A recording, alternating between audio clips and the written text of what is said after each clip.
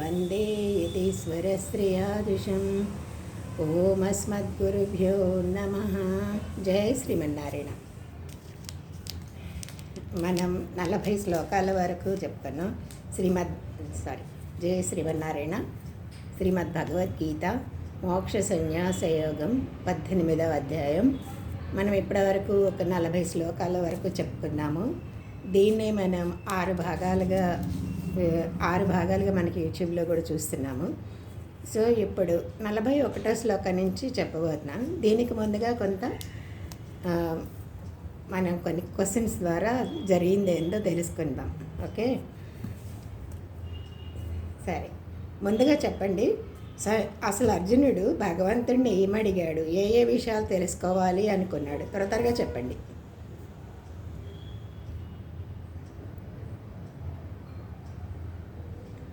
నేను చెప్పానా? పందం గురించి అడిగారు గురువు గారు. సన్యాసం, త్యాగం గురించి. కరెక్ట్. అర్జునుడు భగవంతుడిని ఏ విషయాలు అడిగాడు అంటే సన్యాసం ఏంటి, త్యాగం ఏంటి అన్నాడు. సరే, సన్యాసం అంటే ఏం చెప్పాడు? సన్యాసం అంటే కామ్యకర్మలను వదిలేయడం అన్నాడు. అంటే కోరికలతో పని చేయడం అనేది వదిలేయాలి అన్నాడు. ఇంకా త్యాగం అంటే ఏంటి అంటే ఈ సమస్త కర్మల యొక్క ఫలితాన్ని వదిలేయడం. ఏ కర్మలైతే మనం ఏ పనులైతే చేస్తామో దాని ఫలితం గురించి ఆలోచించద్దు, అది త్యాగం అన్నారు. అయితే కొందరు ఏమంటున్నారు, కొంతమంది అసలు మొత్తం కర్మలనే వదిలేస్తే అసలు దోషాలు ఉండవు కదా, పాపపుణ్యాలు ఉండవు కదా, జన్మలు ఉండవు కదా, ఇవన్నీ అనుకుంటున్నారు. మరికొందరేమో కాదు అది చేయకపోతే మనకి గడవదు గనక తపో యజ్ఞ దానాది కర్మలను మాత్రం చేయాలి అని కొంతమంది అన్నారు. అని అనేసరికి భగవంతుడు తన నిశ్చయాన్ని చెప్తూ భగవంతుడి ఏమని చెప్తున్నాడు అంటే నాత్యాద్యం అంటే తపో యజ్ఞ దానాది కర్మలను ఎప్పుడు కూడా వదలకూడదు. తపస్సు, దానం, యజ్ఞం అనే ఈ 3 కర్మలని వదలద్దు. కార్యమేవ వాటిని తప్పకుండా చేయాలి అని తన నిశ్చయాన్ని చెప్పాడనమాట. అంటే యజ్ఞం, తపస్సు, దానం అనే పుణ్యకర్మలు ఎప్పుడు చేయాలి. అది కూడా ఎలా చేయాలి? నిష్కామంగా, ఏమి దానివల్ల కోరిక ఆశించకుండా చేయాలి. చేసేప్పుడు ఏమవుతుంది అంటే మనసు చిత్తశుద్ధి జరుగుతుంది. అంటే చిత్తంలో ఉండే చెత్త పోతుంది. అప్పుడు ఏమవుతుంది, దానిలో మనసు నిర్మలంగా తయారవుతుంది. ఆత్మజ్ఞానం అనేది ఉదయిస్తుంది అన్నారు. ఆత్మజ్ఞానం అంటే ఏంటి అంటే నేనెవరు అనే జ్ఞానం, నాకు భగవంతుడికి ఉండే సంబంధం ఏంటి అనే జ్ఞానం అనేది అప్పుడు మనకి గురువుల ద్వారా కానీ లేకపోతే గ్రంథాల ద్వారా కానీ మనం గ్రహించగలుగుతాం అన్నమాట. అదే ఆత్మజ్ఞానం. ఈ ఆత్మజ్ఞానం తెలుసుకుంటే ప్రయోజనం ఏంటి అంటే మోక్షం వస్తుంది. మోక్షం అంటే బంధమేమీ లేకుండా మళ్ళీ జన్మ పరంపరలు లేకుండా ఉండేది మోక్షం. ఆ మోక్షం వస్తుంది. కాబట్టి ఈ తపస్సు, జ్ఞానం, కర్మ అనేది ఏంటి అంటే ఇవి తప్పకుండా మోక్షానికి కారణమవుతాయి అని చెప్పి భగవంతుడు చెప్పాడు. సరే, యజ్ఞం అంటే ఏ యజ్ఞం అని చెప్పారు? యజ్ఞం అంటే మనకి 4వ అధ్యాయంలో జ్ఞానయోగంలో చెప్తారు.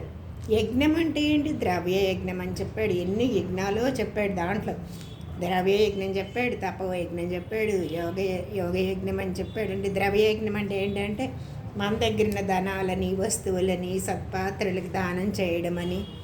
అలాగే తపోయజ్ఞం అంటే ఏంటంటే వ్రతాలు, ఉపవాసాలతో మెల్లిగా మనస్సుని స్వాధీనం చేసుకోవడం అని.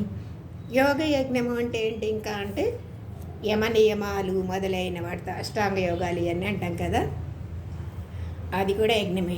ఇంకా స్వాధ్యాయ యజ్ఞం కూడా చెప్పాడు. అంటే అష్టాంగ యోగం, స్వాధ్యాయం అంటే వేదాధ్యయనం కానీ శాస్త్రాలను చదవడం వల్ల కానీ ఇవన్నీ కూడా యజ్ఞమే అన్నారు. ఇంకా దైవ యజ్ఞం, తర్వాత బ్రహ్మయజ్ఞం, ఇవన్నీ కూడా. దైవయజ్ఞం అంటే దేవతారాధన చేయడం దైవయజ్ఞం అని. బ్రహ్మయజ్ఞం అంటేనేమో ఆత్మని గురించి తెలుసుకోవడం బ్రహ్మయజ్ఞం అని. ఇలా పంచయజ్ఞాల గురించి చెప్పారు. అందుకనే యజ్ఞమైన తపస్సు అంటే తపించడం.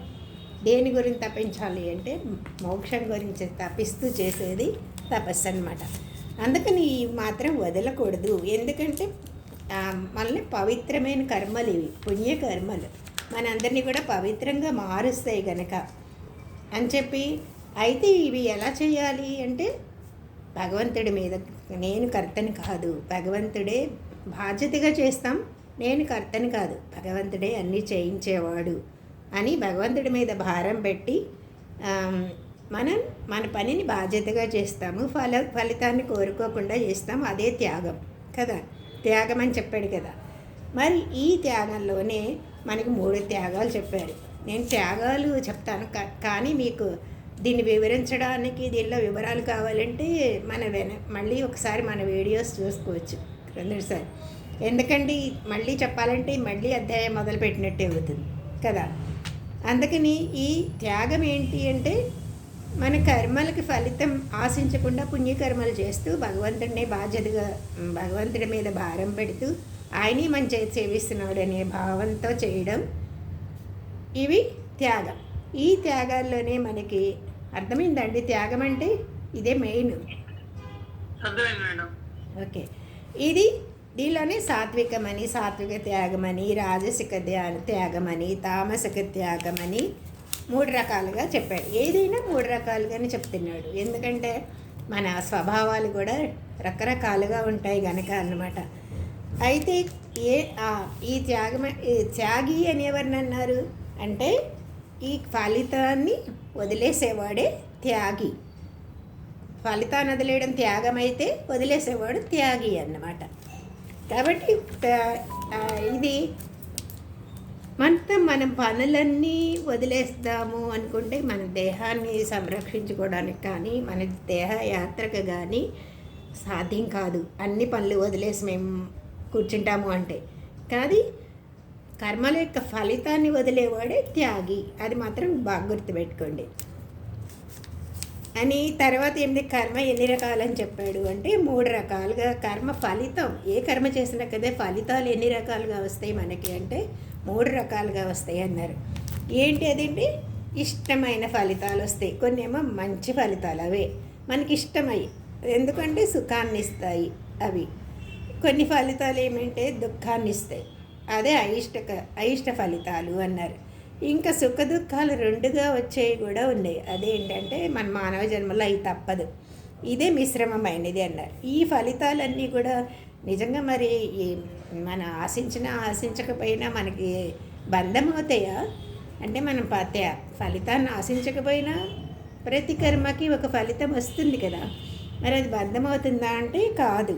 ఎందుకు అంటే మనం ఫలితాలను ఆశించకుండా పనిచేసే వాళ్ళకి, నిష్కామ కర్మ చేసే వాళ్ళకి అవి తగలవు, అవి బంధం అవ్వవు, దానికి చిత్తశుద్ధి జరుగుతుంది, మోక్షమే వస్తుంది. కాబట్టి ఇవి కూడా మనకి బంధం కావు. మామూలుగా అంటే కర్మ చేసినప్పుడు వచ్చినా రాకపోయినా మనం ఆశించం కనుక అవి మనకి బంధాలు కావు అన్నమాట, మోక్షానికి కారణమవుతాయి. సరే, ఈ కర్మ చేయడానికి కూడా మనకి ఊరికే అయిపోతుందా? 5 కారణాలు చెప్పాడు. ఏంటి 5 కారణాలు అంటే దానికి ఏముండాలి, ఏ కర్మ అయినా సరే మనం చేయాలి అంటే 5 ఉండాలి. శరీరం ఉండాలి, ఒకటి శరీరంతో చేస్తాం కనుక, శరీరంతో చేస్తాము, చేసేవాడు ఒక కర్త ఉన్నాడు లోపల, జీవాత్మ లాంటి ఆవిడంటేనే చేస్తాడు. శరీరం అంటే సేవ ఏమి చేయదు కదా, దాంట్లో కర్త. అలాగే ఇంద్రియాలు ఉండాలి, ఇంద్రియాలన్నీ కూడా పని చేయాలి, ఆ ఇంద్రియాలు ఉండాలి. ఆ తర్వాత అవి చేయాలి అంటే కూడా వెనకాల తన్మాత్రలు ఉంటారు. ఒక ఇంద్రియం పనిచేయాలంటే మనకు కనిపించేదేమో బయటకు కనిపిస్తాయి, కానీ ఆ ఇంద్రియం ఉంటేనే ఇవి పనిచేస్తాయి. చెవి పనిచేయాలంటే ఏంటి, లోపల ఒక ఇంద్రియం ఉంటుంది, చెవికి పనిచేయడానికి ఒక ఇంద్రియం ఉంటుంది. అలాగే కళ్ళు అనేదానికి కూడా వెనకాల పనిచేయడానికి ఒక ఇంద్రియం ఉండే, తన్మాత్రలు అంటారు దాన్ని. అలా కూడా ఇంద్రియాలు ఉండాలి. అలాగే దైవం ఉండాలి. దైవం అంటే అన్నిటికీ నడిపించే దైవం ఉండాలి, ఎందుకంటే ఫైనల్ దైవమే, అల్టిమేట్ అనేది దైవమే ఇచ్చిన ఫలితమే మనం తీసుకోగలం, మనం ఆశిస్తే ఏమీ రాదు. కాబట్టి ఈ కర్మ చేస్తున్నప్పుడు ఈ 5 కారణాలు ఉంటాయి అన్నారు. ఈ 5 కారణాలు ఉంటే ఆ, మరి అసలు పుణ్యపాపాలు కలగడానికి కారణం ఏంటి అంటే కర్తృత్వం. మనం అనుకునే కర్తృత్వం అన్నమాట. ఏంటి కర్తృత్వం? దాన్ని ఏం చేస్తున్నాను అనేదే ఫస్ట్. పుణ్యాలు పాపాలు ఎందుకు వస్తున్నాయి మనకి? అసలు రాకుండా ఉండాలంటే ఎట్లా అనుకుంటే కేవలం ఏంటి, నేను చేస్తున్నాను అనే కర్తృత్వం ఉండకూడదు. తర్వాత సంఘం ఉండకూడదు. ఓకే, ఇది చేసేసాను, ఇది బాగా ఇది నాకు ఇష్టం కనుక చేస్తున్నాను, ఇది తప్పకుండా నెరవేరాలి అనే ఆసక్తి కూడా, అంటే సంఘం కూడా ఉండకూడదు. అలాగే తనంటే ఎవరు అసలు? నేను అంటే ఎవరు అంటే ఆత్మ కదా మనం అంటే. అది ఏమవుతుంది? ఎదురుగుండా కనిపించే విషయాలతో, దృశ్యాలతో చేరిపోయి, బుద్ధితో చేరిపోయి ఏమవుతుంది? నేను చేస్తున్నాను అని తెలుస్తుంది. కానీ ఎప్పుడైతే అది లేదో ఇక పుణ్యపాపాలు కానీ అలాగే సుఖ దుఃఖాలు కానీ ఏమి దేంతో బంధం అని మోక్షం అని దేంతో కూడా సంబంధం ఉండదు ఆత్మకి కదా. ఎప్పుడు ఆత్మకి సంబంధం ఎప్పుడు ఏర్పడుతుంది? ఆత్మ అనే స్థానాన్ని వదిలిపెట్టేసి నేను మామూలుగా ఈ కనిపించేవే శాశ్వతం, ఇవి కనిపించేవే అని చూసినప్పుడు, దృశ్యాలతో కలిసినప్పుడే ఆత్మ ఇవన్నీ బంధమవుతాయి. అలాగే ఇంకా అందుకని ఈ బంధమోక్షాలతో ఎప్పుడు కూడా సంబంధం ఉండదన్నమాట. ఎప్పుడు ఆత్మగానే మనం భావించినప్పుడు అన్నమాట. సరే, ఇంకా కర్మ ఒక పని చేయాలి అంటే కర్మకి కారణం ఏంటి అంటే, ఒక పని జరగాలి అంటే 3 రకాలుగా. ఏంటి? ఒక పని జరగాలంటే ఉపకరణాలు ఉండాలి, అంటే పనిముట్లు ఉండాలి, కర్త చేసేవాడు ఉండాలి, చేసే పని కూడా ఉండాలి అని. దానికి 3 రకాలుగా ఉంటే కానీ పని చేయలేం. ఏంటి? జ్ఞానం అంటే చేసే తెలివి ఒకటి ఉండాలి, ఆ తర్వాత చేసే పని ఉండాలి, చేసేవాడు ఉండాలి.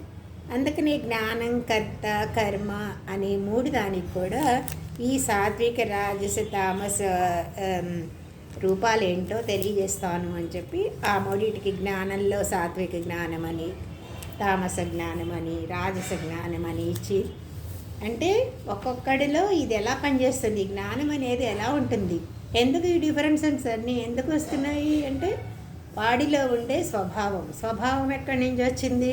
పూర్వజన్మల వాసనల వల్ల వాడి స్వభావం వస్తుంది. ఆ స్వభావాన్ని అనుసరించి వాడిలో అన్ని తేడాలు ఉంటాయి అన్నమాట. అలాగే జ్ఞానంలో 3 చెప్పాడు. కర్మలో కూడా తామస కర్మ, రాజస కర్మ, సాత్విక కర్మ అంటే ఏంటో.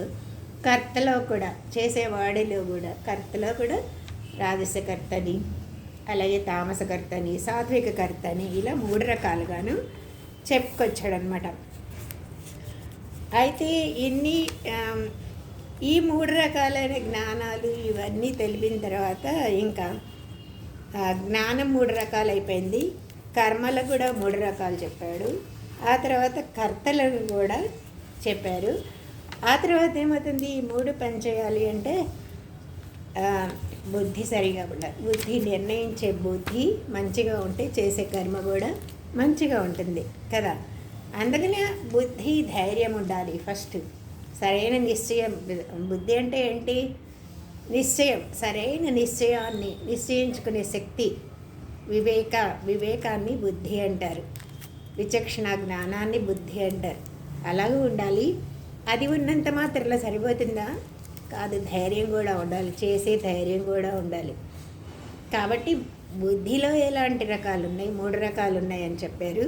ధైర్యంలో కూడా 3 రకాలని చెప్పారు. ఎందుకు అంటే ధైర్యం కూడా ముఖ్యమే. ధైర్యం ఉంటేనే కదా మనం ముందుకెళ్ళి పని చేయడానికి ముందుకు వస్తాం.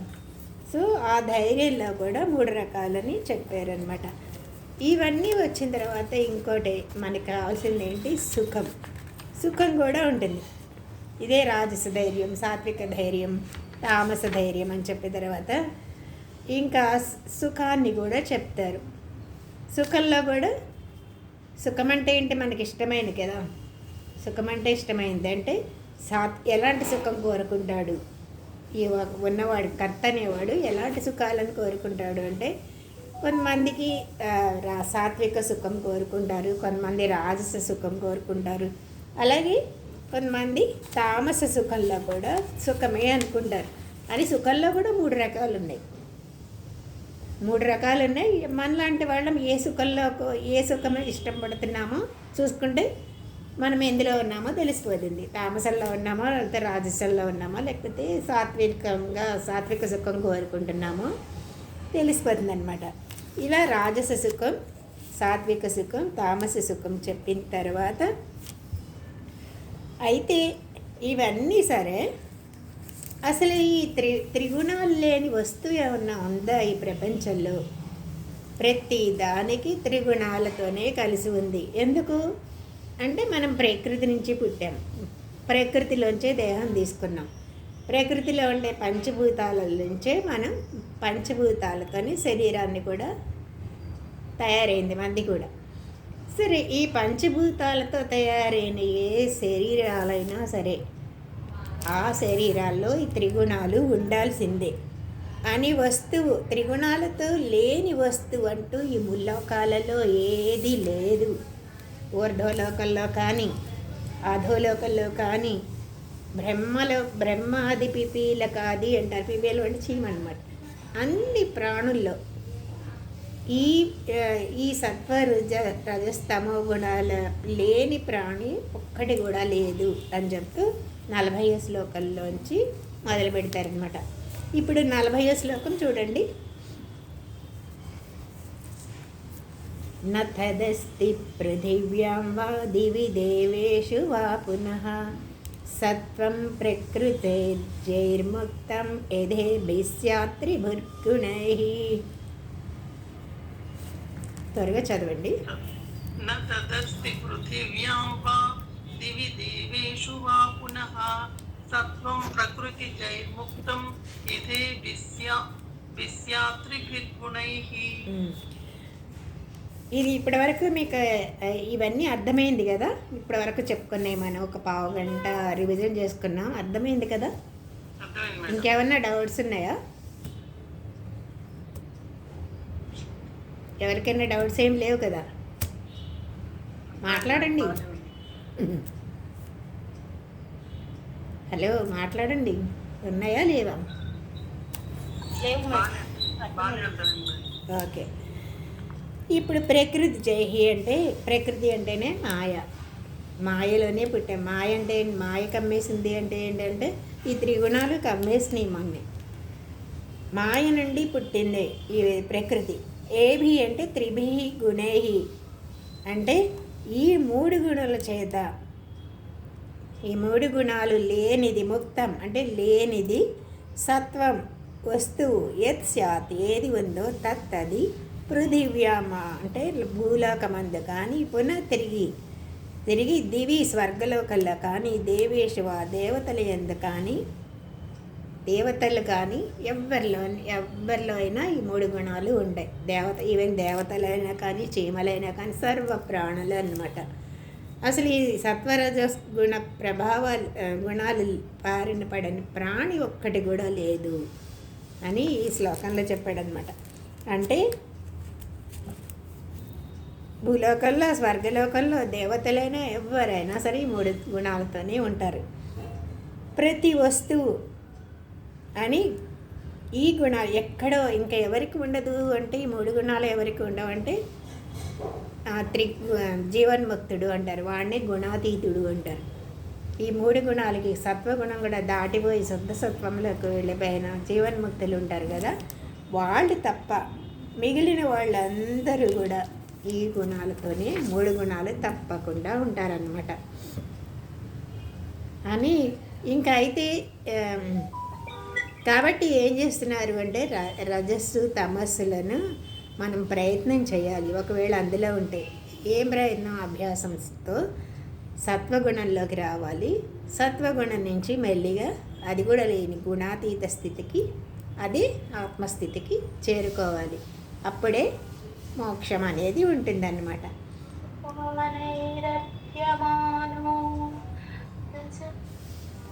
ఏం పద్మలత, ఏమైనా చెప్పాలనుకుంటున్నావా? ఏం లేదు మేడం, ఆ శ్లోకం చదువుతా ఉంటే మ్యూట్లో ఉండేది మంచిది.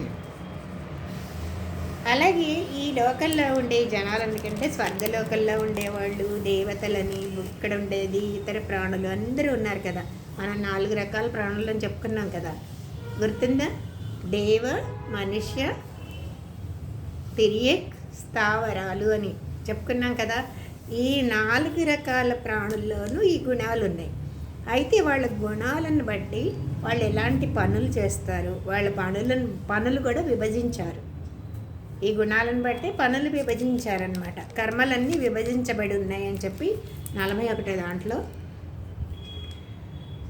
బ్రాహ్మణ క్షత్రియ విసాం శూద్రాణాం చ పరంతప కర్మాణి ప్రవిభక్తాని స్వభావ ప్రభవైర్గుణై. అంటే బ్రాహ్మణ క్షత్రియ విసాం, బ్రాహ్మణ క్షత్రియ వయస్సులు అని, శూద్రాణాంచ శూద్రులకని, ఈ కర్మాణి ఈ కర్మలన్నీ కూడా స్వభావ ప్రభవై అంటే వాళ్ళ జన్మాంతర సంస్కారాలను బట్టి, స్వభావాన్ని బట్టి, ఈ గుణాలను బట్టి వేరువేరుగా విభజించబడ్డాయి. అంతేగాని జన్మతో కాదు. గుణాలని బట్టి, స్వభావాన్ని బట్టి, జన్మతర సంస్కారాలను బట్టి ఈ కర్మలని 4 రకాలుగా చెప్పారు. అంటే ఇవేంటి కులాలు కావు, కర్మలు, వీళ్ళు చేసే కర్మలు. అందుకనే ప్రకృతి వల్ల ఈ వారి జన్మ సంస్కారాలను బట్టి, స్వభావాన్ని, వాళ్ళని పుట్టిన గుణాలను బట్టి కర్మలను వేరువేరుగా విభజించారు. అది కదా. అందరికి 4వ అధ్యాయంలో చాతుర్వర్ణాలు వారు ఉన్నారు. 13వ శ్లోకంలో ఏం చెప్పాడు?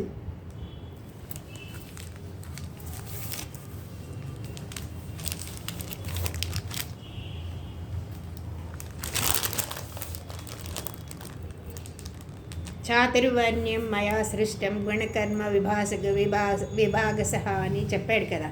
4 వర్ణాలు వాళ్ళు ఉన్నారు. గుణకర్మ విభాగసహ అని సత్వాది గుణాలను బట్టి, వాళ్ళు చేసే ఆ గుణాల వల్ల వాళ్ళు చేసే కర్మలను బట్టి విభజన జరిగింది అని అప్పుడు చెప్పాడు. ఎవరు చేశారు ఇవన్నీ అంటే మయా, నా చేత సృష్టించబడినవి, నేనే సృష్టించాను, ఇలా విభజించాను అని చెప్పారు. అంటే ఎలా విభజించారు గుణాలను బట్టి అంటే 4 వర్ణాలు ఎలా ఉందంటే కేవలం సత్వగుణం ఉన్న వాళ్ళైతే బ్రాహ్మణులు అన్నారు. వాళ్ళు తర్వాత సత్వగుణం కొద్దిగా, రజోగుణం అధికంగా ఉంటే వాళ్ళని క్షత్రియులు అన్నారు. రజోగుణం ఉండాలి, ఎందుకంటే అంత ధైర్యంగా శత్రువుల మీదకి వెళ్ళాలంటే రజోగుణం ఉండాలి.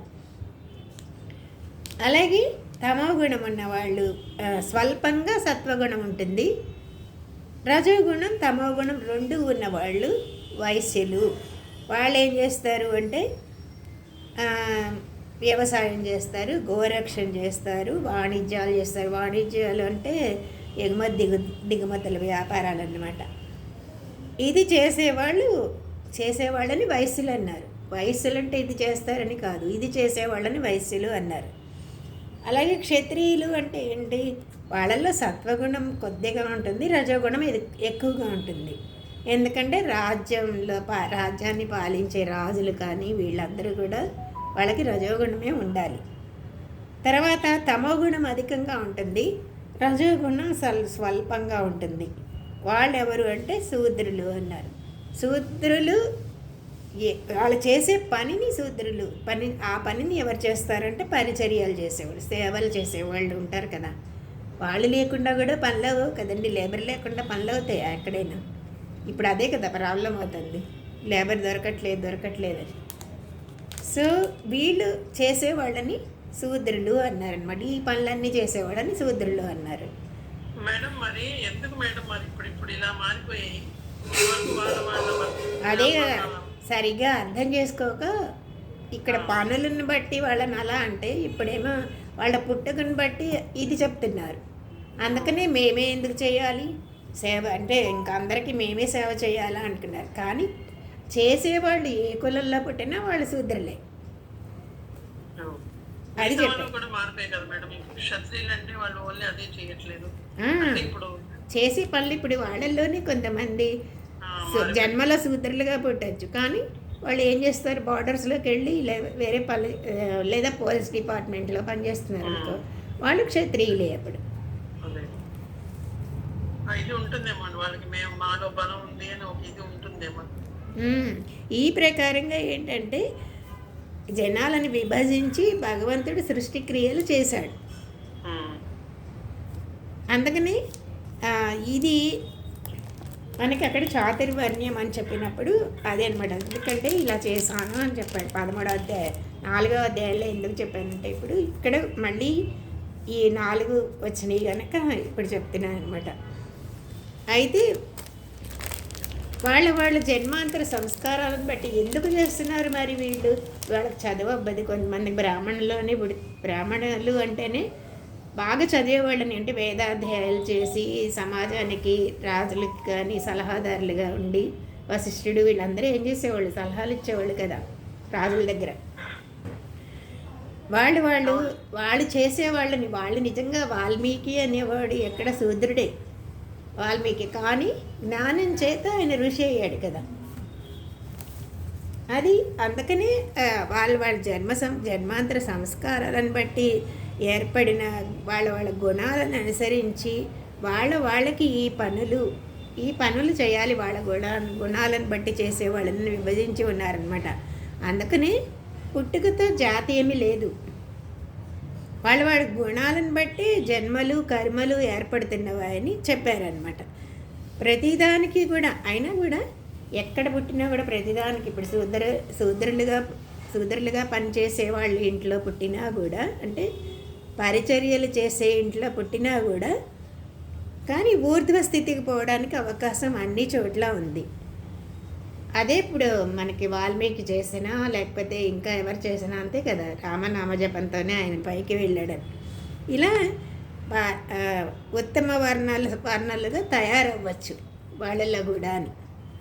ఈ ప్రకారంగా అవకాశాన్ని మన భగవంతుడు ఇచ్చాడు.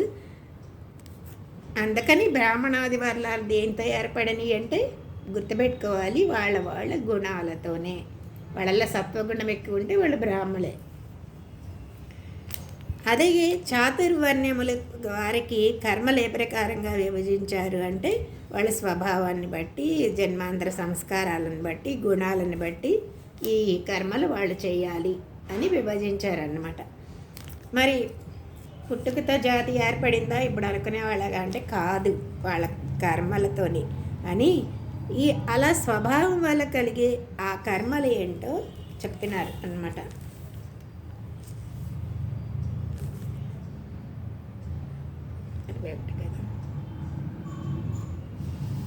ఓకే అండి, ఇప్పుడు అర్థమైందా? ఈ గుణాలతోనే వీళ్ళ కర్మలు ఇవి, వీళ్ళ జీవనోపాయాలు ఇవి అని వేరువేరుగా శాస్త్రాలు విభజించి చెప్పినాయి అన్నమాట.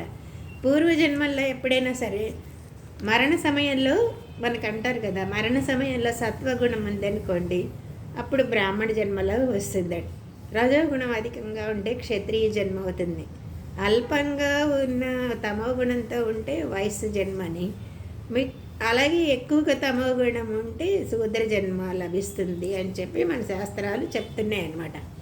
కానీ అందులో అంటే పూర్వజన్మ ప్రభావం ఉన్నప్పటికీ కూడా మనం ప్రయత్నంతో శూద్రుడు బ్రాహ్మణుడు కావచ్చు, అసలు ఏమీ అర్థం చేసుకోని వాడు బ్రాహ్మణుడు శూద్రుడు కూడా అవ్వచ్చు కదండి. అది అంతే, పనులతోనే మారిపోతాయి అన్నమాట. 42 శమోదమస్తపశౌచం క్షాంతిరార్జవమేవ చ జ్ఞానం విజ్ఞానమాస్తిక్యం బ్రహ్మం కర్మ స్వభావజం. శమోదమస్తపశౌచం క్షాంతిరార్జవమేవ చ జ్ఞానం విజ్ఞానమాస్తిక్యం బ్రహ్మ కర్మ స్వభావజం. ఇక బ్రాహ్మణుడు అవ్వడానికి ఎలాంటి గుణాలు ఉంటాయి వాడిలో అంటే శమః అంటే అంతరింద్రియ నిగ్రహం, అంటే మనస్సు బుద్ధి ఇవి సరిగ్గా ఉండాలి. ఇవి ఉంటే కనుక అంతరింద్రియాలు అంటారు. మనోనిగ్రహం, మనస్సు బుద్ధి ఇవన్నీ అన్నమాట. దమః అంటే బాహ్యేంద్రియ నిగ్రహం. తపః అంటే తపస్సు. శౌచం అంటే శుచిగా ఉండేవాడు. క్షాంతి ఓర్పు ఉండాలి. ఆర్జవం ఏవచ అంటే కపటం లేకుండా ఉండాలి. జ్ఞానం అంటే శాస్త్ర జ్ఞానం కలిగి ఉండాలి. విజ్ఞానం అంటే అనుభవ జ్ఞానం కూడా ఉండాలి. ఆస్తిక్యం అంటే దైవం అందు అంటే ఆస్తికుడై ఉండాలి. దైవం అందు గురువు అన్నా కూడా శాస్త్రం అన్నా కూడా నమ్మకం ఉండాలి. ఆస్తిక్యం. స్వభావజం స్వభావంలో పుట్టిన బ్రాహ్మ కర్మ. అది ఏమిటంటే ఇది బ్రాహ్మణుడు. ఈ కర్మలుంటే వాడిని బ్రాహ్మణుడు అన్నారు. ఇవి చేసేవాళ్ళని, ఈ కర్మలు చేసేవాళ్ళని బ్రాహ్మణుడు అన్నారనమాట. అర్థమైందా? శ్రీమన్నారాయణ మించిన దైవం లేదు అనే విశ్వాసం ఒకటి, అలాగే సర్వోత్తమ దైవమాయమే అనే ఒకడు అని, అలాగే ఈ అర్థాలన్నిటి కూడా ఏమంటారంటే ఆస్తిక్యము అంటారనమాట. ఇక 43 ఇది చెప్పేదాను. ఓకే. అంతరింద్రియ గ్రహణం అంటే మనోనిగ్రహం ఉండాలి, బాహ్యేంద్రియ నిగ్రహం ఉండాలి. ఈ రెండింటికి కూడా ఉంటే భగవంతుడు ఆయన ఆ గుణాలు ఉన్నవాడిని బ్రాహ్మణుడు అన్నారనమాట. అంటే కేవలం శాస్త్రజ్ఞానం ఉంటే కూడా సరిపోదు, వాళ్ళకి అనుభవం కూడా ఉండాలి. అనుభవం అంటే దాన్ని ఇప్పుడు మాకు ఇంత జ్ఞానం ఉంది అని ఒకటే 10 వేదాలన్నీ చదివేస్తూ ఉంటారనుకోండి, కానీ దాని అర్థం తెలిస్తేనే అనుభవించగలడు. మనసుతో అనుభవించాలి అంటే ఏంటి, దాని అర్థం కూడా మననం చేసుకుంటూ ఉండాలి. సో ఇది అప్పుడు కదా ఆనందం కలుగుతుంది. కాబట్టి ప్రతి వాళ్ళు కూడా ఏంటంటే అనుభవ జ్ఞానం కూడా ఉండాలి. అంటే భగవంతుడిని అనుభవించే కూడా ఉండాలి. అప్పుడే వాడిలో భక్తి కానీ శాస్త్రజ్ఞానంతో పాటు ఇది కూడా ఉంటేనే భక్తి అనేది ఉన్నట్టు. అందుకని ఈ సత్కర్మలని ఎవరు చేస్తారో వాడే బ్రాహ్మణుడు అని భావం అన్నమాట. ఇక క్షత్రియుల ఏ కర్మలు చేస్తే వాడిని క్షత్రియుడు అంటారో ఈ 43వ శ్లోకం చూడండి. శౌర్యం తేజో ధృతిర్దాక్ష్యం యుద్ధే చాప్యపలాయనం దానమీశ్వర భావశ్చ క్షాత్రం కర్మ స్వభావజం. హరే కృష్ణ. శౌర్యం తేజో ధృతిర్దాక్ష్యం యుద్ధే చాప్యపలాయనం దానమీశ్వర భావశ్చ క్షాత్రం కర్మ స్వభావజం. శౌర్యం ఉండాలి అంటే పరాక్రమం ఉండాలి. అలాగే తేజస్సు కీర్తి ఉండాలి, ప్రతాపం కూడా ఉండాలి. వాడి ధృతి ధైర్యం ఉండాలి. దాక్ష్యం అంటే సామర్థ్యం ఉండాలి. ఎక్కడ యుద్ధే చాప్య పలాయనం అన్నారంటే యుద్ధంలో అపలాయనం అంటే పారిపోకుండా ఉండాలి. యుద్ధం చూసి భయపడి పారిపోకుండా ఉండాలి. అందుకే కదా అర్జునుడికి ఇప్పుడు చెప్తున్నాడు, యుద్ధం వదిలేసి పారిపోకూడదు అని. నువ్వు క్షత్రియుడివి, యుద్ధం చేయాలి అని చెప్పింది అందుకే కదా కృష్ణుడు ఇప్పుడు. అలాగే దానం అంటే దానము చేయాలి. ఈశ్వర భావచ అంటే ధర్మపూర్వకంగా పనులన్నీ ఉండాలి. ఈ స్వభావం అంటే కనుక అది క్షత్రియ కర్మలు అవుతాయి. ఇవన్నీ కూడా క్షత్రియ కర్మలు.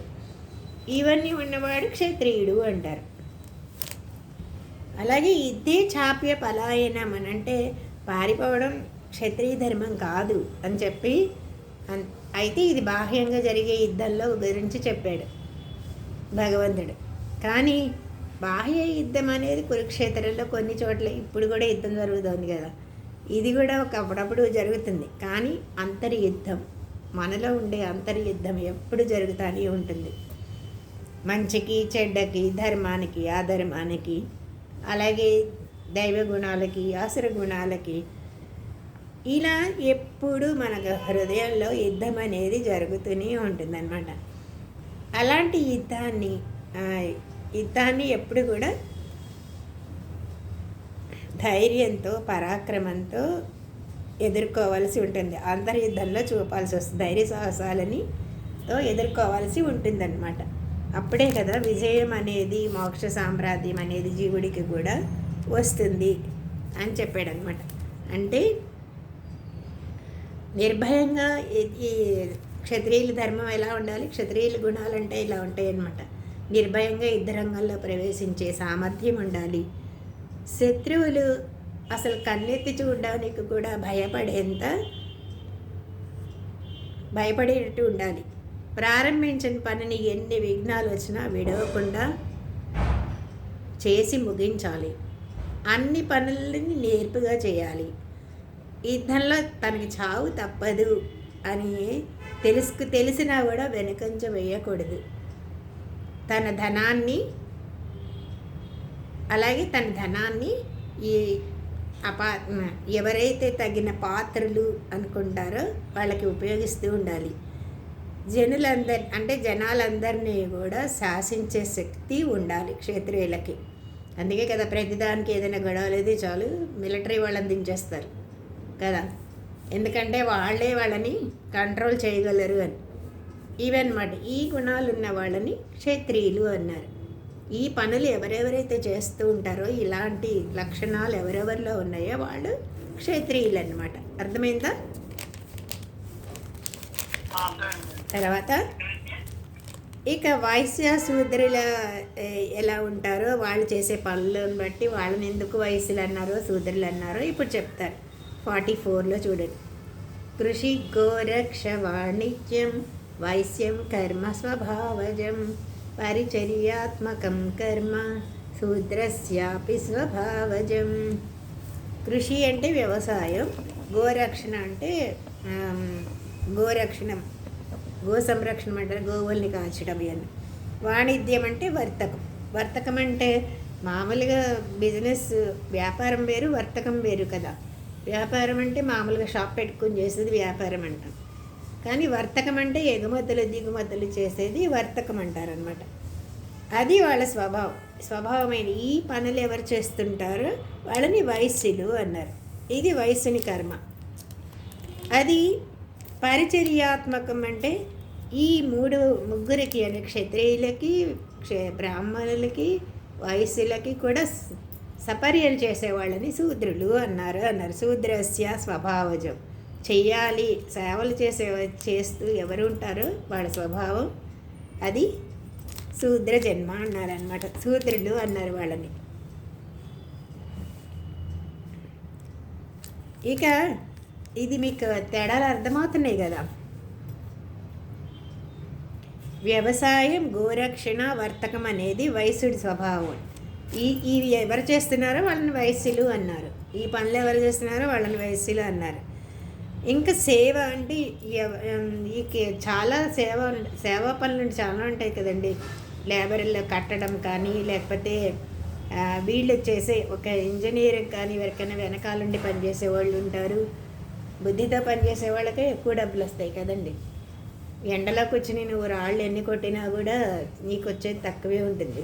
శారీరక శ్రమ చేసేవాళ్ళు అన్నమాట వీళ్ళందరికీ తక్కువే ఉంటాయి. ఎందుకు అంటే బుద్ధితో చేసే పనులకే ఎప్పుడైనా ఎక్కువ విలువ ఉంటుంది కదా. అందుకని వీళ్ళు చేసేవన్నీ ఏంటంటే కాయ కష్టం చేసేవాళ్ళు, అందరికీ సేవ చేస్తూ చూస్తుంటారనమాట. అందుకని వీళ్ళని శూద్రులు అన్నారు. ఆ పనులు చేసేవాళ్ళని శూద్రులు అన్నారు. అలాగే క్షత్రియుల్లో ఉన్న వాళ్ళు ఇలాంటి పనులు చేసినా వీళ్ళని కూడా శూద్రులే అంటారు. వయస్సుల్లో ఉండేవాళ్ళు ఇలాంటి పనులు చేసినా శూద్రులే అంటారు. అంతేగాని జన్మతో వచ్చింది, జాతితో వచ్చింది కాదు అని అర్థం చేసుకోండి. ఈ పాయింట్ బాగా మీరు కూడా ఇంకోళ్ళకి చెప్పాలి. నిజమే మేడం. ఇస్రోలోనూ అక్కడ సైంటిస్టులు వాళ్ళు బుద్ధి ఉపయోగించి అన్ని కనిపెడతారు, వీళ్ళు పాపం శారీరక శ్రమ చేస్తారు. అంతే కదండి. ఇప్పుడు చూడండి, పొద్దున్న సాయంత్రం దాకా రాళ్ళు కొడుతూ ఉంటాడు, ఎండలో కూర్చొని కన్స్ట్రక్షన్ చేస్తూ ఉంటారు. వాళ్ళకన్నా ఏసీల్లో కూర్చుని కాలు కదపకుండా చేసేవాళ్ళకి ఎక్కువ జీతాలు ఉన్నాయి కదా. ప్లానింగ్ వేసే వాళ్ళకి ఎక్కువ. ఎందుకు అంటే వాళ్ళు మా బుద్ధికే ఎక్కువగా విలువ ఉంటుంది ఎక్కడైనా కూడా. శారీరక కష్టం చేసేవాళ్ళని అందరినీ వీళ్ళు సేవ చేసేవాళ్ళు అన్నారనమాట. మంచి పాయింట్ చెప్పారు మేడం. ఎందుకు అలాగా బుద్ధి అంటే ఎక్కువ చదువులు కష్టపడి చదువుకుని అంతే కదా. సో ఇది శూద్రుడి స్వాభావిక లక్షణ కర్మలు అన్నమాట ఇవి. అది రానివాడికే కదా. ఆ తెలివి లేక, అది ఎందుకు లేదు తెలివి అంటే వాడిలో చదువుకునే తెలివి ఎందుకు లేదంటే వాడి జన్మ సంస్కారాలు వాడి స్వభావం అని చెప్పారు. దానికి ఏమీ మనం correct. మార్చలేం. కానీ మార్చాలి అనుకున్నా కూడా ప్రయత్నంతో సాధించవచ్చు అని కూడా చెప్తున్నాడు ఇక్కడ కదా. ప్రయత్నంతో శూద్ర లక్షణాలు ఉన్నా కూడా ఇప్పుడే మనం చూడట్లేదా ఎంత చదువుతున్నారు బాగా కదా. ఆటో వాళ్ళ పిల్లలు, ట్రైబల్ ఏరియాస్లో ఉన్న వాళ్ళు కూడా చదువుకుని పెద్ద ఉద్యోగాలు సంపాదించుకుంటున్నారు కదా. జాతితో సంబంధం లేదు. లేదు కదా, చేసే పనులతోనే సంబంధం. వాళ్ళ ఆ వర్ణం అనేది చెప్తున్నారు. వీళ్ళ సూత్రులను మ్మ్. ఇది ఇలా 45లో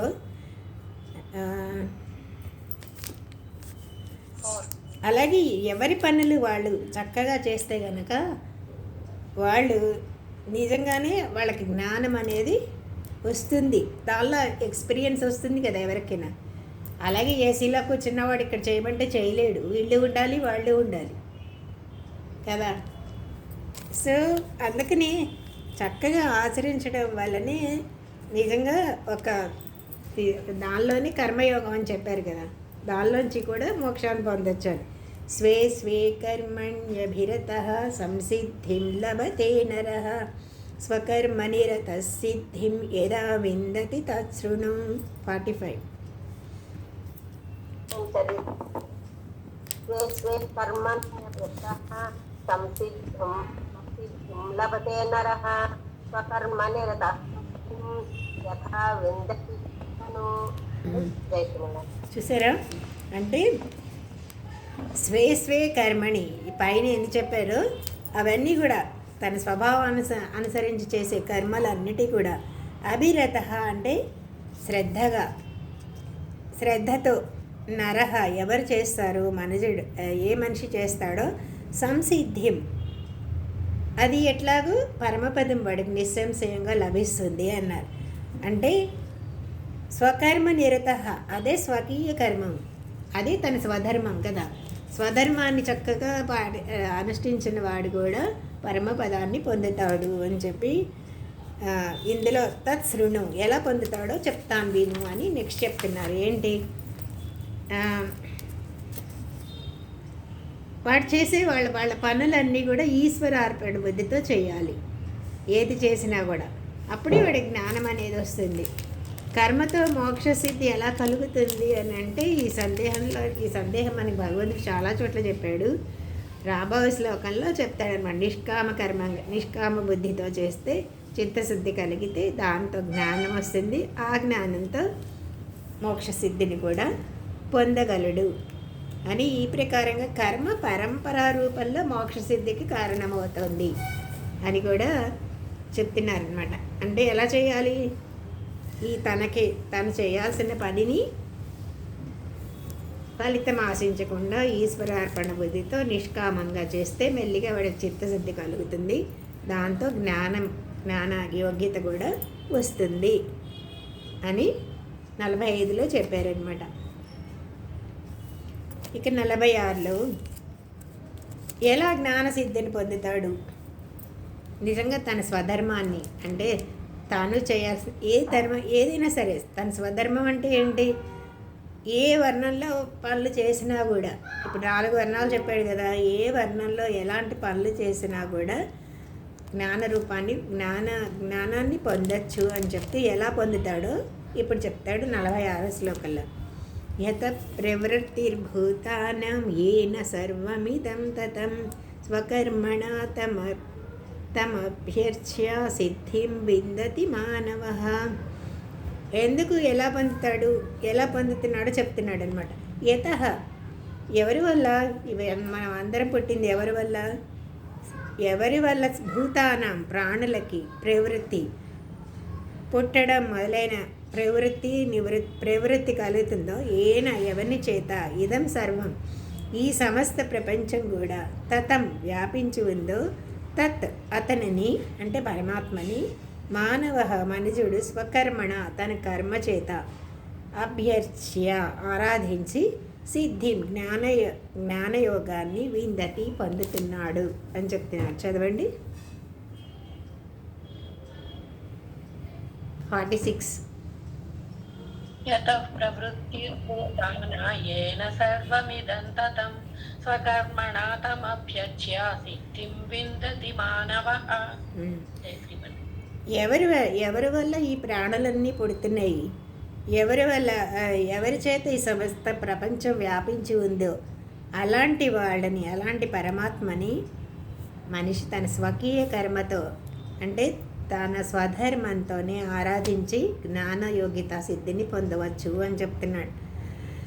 అంతే కదా. మనం అనుకుంటున్నాం కదా, కుమ్మరి చేసేవాడు చిన్న మట్టితోనే పుష్పాలం చేసి సమర్పిస్తే భగవంతుడు మోక్షాన్ని ఇచ్చాడు కదా.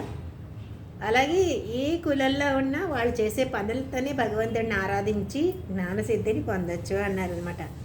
అంటే యత ప్రవృత్తి భూతానం, ఎవరి నుంచి సమస్త ప్రాణికోట్లు పుడుతున్నాయో అని చెప్పడం వల్ల ఏంటి, అందరికీ ఆధారం ఎవరు, ఆ పరమాత్మే. అందుకనే ఆ చైతన్యం మనలో లేకపోతే ఏమీ చేయలేం మనం. ఈ ప్రకృతి కూడా దేని వల్ల నడుస్తుంది, ఆ పరమాత్మ వల్లనే, ఆ చైతన్యం వల్లనే కదులుతుంది. అంటే చెప్పాడు కదా, మాయాధ్యక్షేణ ప్రకృతి సూయతే సచరాచరం అన్నాడు. నేనుండబట్టి ఈ ప్రకృతి కూడా కదులుతుంది, లేకపోతే జడమే అని చెప్పాడు. ప్రకృతి కూడా, మనం కూడా జడమే కదా ఆయన లేకపోతే లోపల. అందుకనే సమస్త ప్రాణికోట్ల జీవులందరూ కూడా సమస్తానికి కారణమైన ఆ భగవంతుని యందు భక్తి శ్రద్ధలు ఉంటే ఏ పని చేసినా మోక్షాన్ని పొందొచ్చు అనమాట. ఏన సర్వమిదం తతం అన్నారంటే దేని చేత ఈ ప్రపంచమంతా వ్యాపించబడి ఉందో, చైతన్యమే కదండి. ప్రపంచమంతా జడమే, ఆ చైతన్యమే లేకపోతే ఆకు కూడా కదలదు. మనం పేపర్ మీద వేసిన పెయింట్ లాగా వండిపోతుంది అంతా. అందుకని పరమాత్మ అంటే అంత వ్యాపించి ఉండడం వలన ఈ ప్రపంచంలో వాళ్ళు లేని చోటంటూ లేదు, ఆయన లేని చోటంటూ లేదని. ఇలా పాలల్లో వెన్నలాగా అన్నారు, కానీ కనిపించదు. వెన్న ఎప్పుడు కనిపిస్తుంది, కాచాలి, తోడు పెట్టాలి, చిలకాలి, అప్పుడు వెన్న కనిపిస్తుంది. అట్లాగే అంత వ్యాపించి ఉన్నాడు పాలల్లో వెన్నలాగా భగవంతుడు అనమాట. ఇలా ఉందని మాత్రం తెలుసు మనకి, ఎందుకంటే ఒకసారి అనుభవించాం కనుక. మనకి తెలీదు ఉందని, కానీ దాన్ని మనం ఒకసారి చిలికాము, కాచాము కాబట్టి వెన్న ఉంది అని మనకు తెలుసు. అట్లాగే ఉన్నాడు అని తెలియడానికి మనకి కూడా కొంత అనుభవం కావాలి, శాస్త్రం అనుభవం ఉండాలి, ఏదైనా చెప్పేవాళ్ళు వినే అనుభవం ఉండాలి, అన్నీ ఉండాలి. కాబట్టి ఆయన మన చుట్టూరానే ఉన్నాడు అని చెప్పి పాపాలు ఏమీ చేయకుండా భక్తి భావంతో ఉండాలి అన్నారు. అలాగే స్వకర్మణ తమ అభ్యర్చ్య అన్నారు. స్వకర్మణ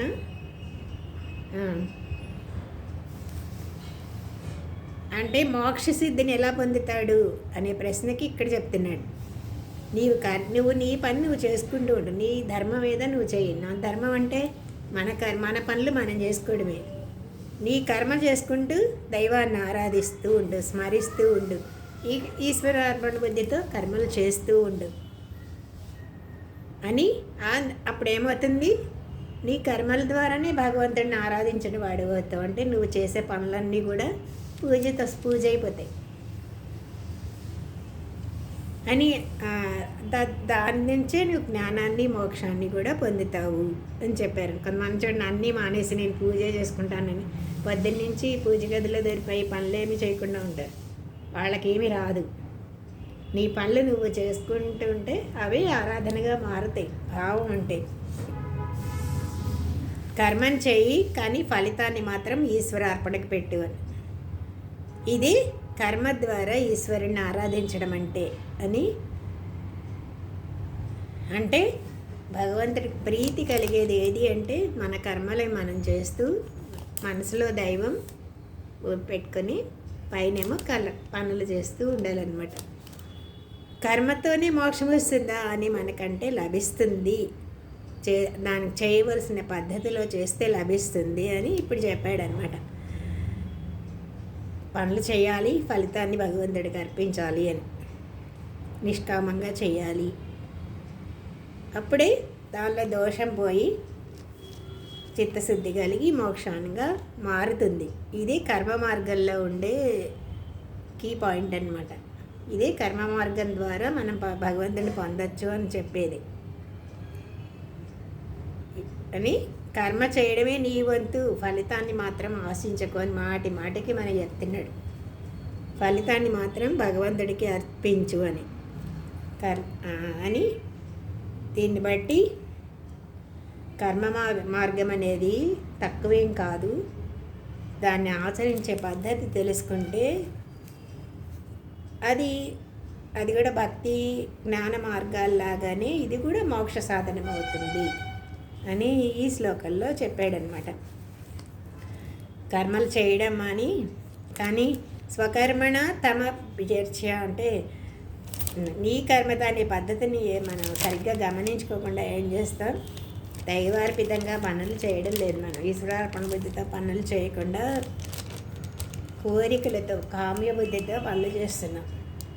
నాకు ఇది కావాలి, ఇది చెయ్యాలి, ఇది ఇప్పుడు అంతే కదండి. హోమాలు చేయించినా సరే నా కొడుక్కి పెళ్ళి కావాలని, లేకపోతే నా కూతురికి చదువు బాగా రావాలని, ఉద్యోగం రావాలని చేయడమే తప్ప ఫలితాన్ని భగవంతుడికి అర్పించి ఎవ్వరు చేయరు.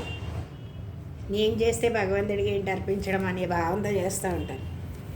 కాబట్టి ఆ కర్మ ఏమవుతుంది, బంధరూపంగా మారిపోతుంది అన్నాడు. అందుకని ఇక్కడ భగవంతుడు మోక్ష రూపంగా ఎలా మార్చవచ్చో ఉపాయాన్ని మనకి ఇచ్చాడనమాట. ఎలా, ఏం ఉపాయం ఇచ్చాడు మనకి?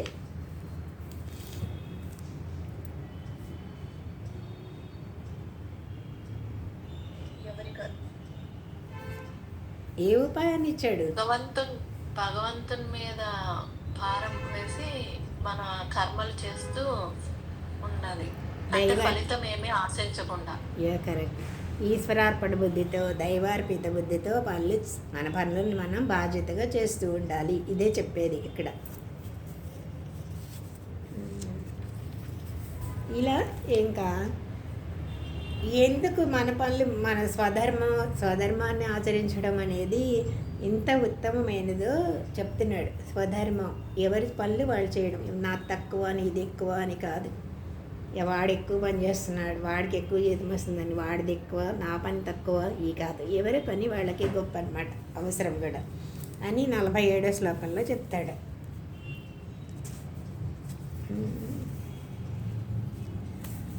శ్రేయాన్ స్వధర్మో విగుణః పరధర్మా స్వనిష్ఠితాత్ స్వభావనియతం కర్మ కుర్వన్నాప్నోతి కిల్బిషం.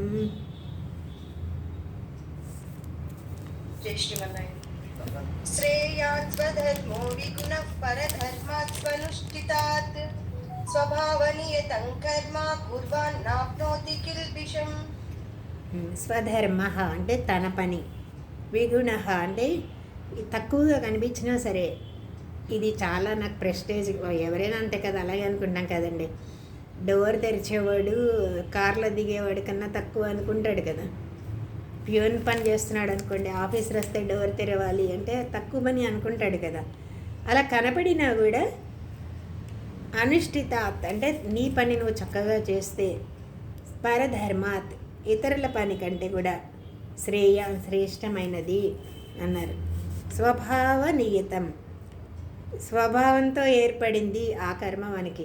ఆ ధర్మం అంటే ఆ పని మనకి ఎలా వచ్చిందంటే మన స్వభావాన్ని అనుసరించి మనం చదువుకోలేదు కనుక, మనకి శ్రమ పడలేదు కనుక ఆ పని చేయాల్సి వచ్చింది కదా.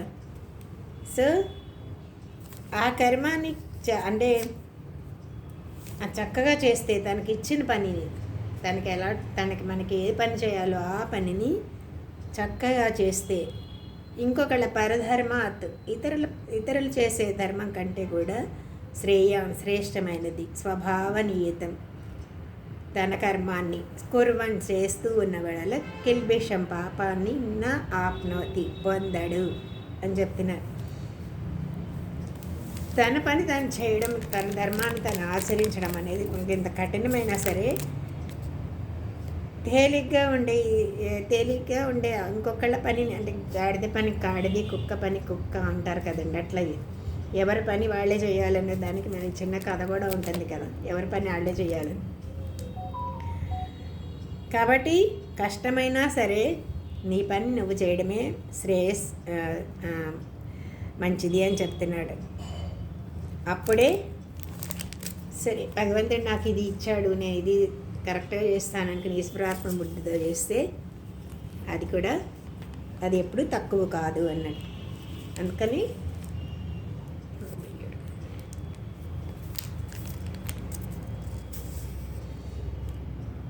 ఈ కర్మేంద్రియాలతో ఉన్న శరీరంతో ఎప్పుడు మనకి నిత్య సంబంధం ఉంటుంది. సంబంధం ఉంటేనే మరి శరీరం ఉండాలి, ఇంద్రియాలు ఉండాలి కదా.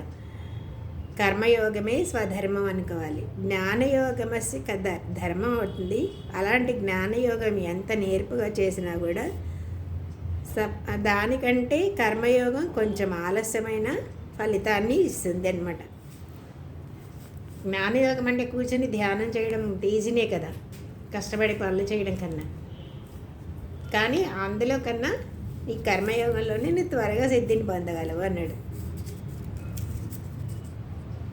అందుకని కర్మయోగం అనేది జన్మసిద్ధ ధర్మం అంది.